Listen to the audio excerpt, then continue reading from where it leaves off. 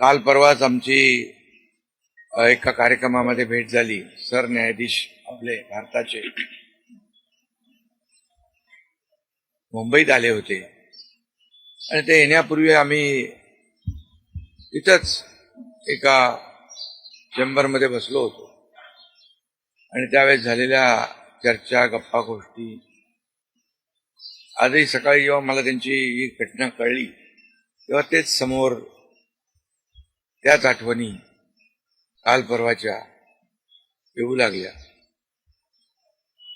खरं म्हणजे माझ्यापेक्षा ते राजकारणात देखील अनुभवी नेते, गेल्या अनेक वर्षापासूनचा त्यांचा अनुभव, वयाने देखील माझ्यापेक्षा ते मोठे होते माझे आणि अनुभवाने देखील, आणि म्हणून त्यांना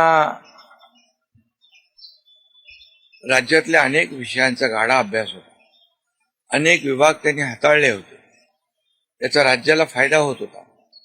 मंत्रिमंडळात देखील ज्यावेळेस काही विषय यायचे त्यावेळेस आपल्या राज्याची आर्थिक परिस्थिती अशी आहे, आपल्याला सर्वांना काटकसर करावी लागेल, अशी अगदी निर्भीडपणे सांगणारे अजितदादा देखील आम्ही अनुभवलेत.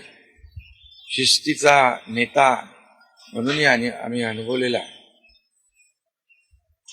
आणि त्यामुळे त्यांच्या जाण्याने फक्त पवार कुटुंबियांचंच नाही तर संपूर्ण महाराष्ट्राचं न भरून येणारं नुकसान झालेलं आहे.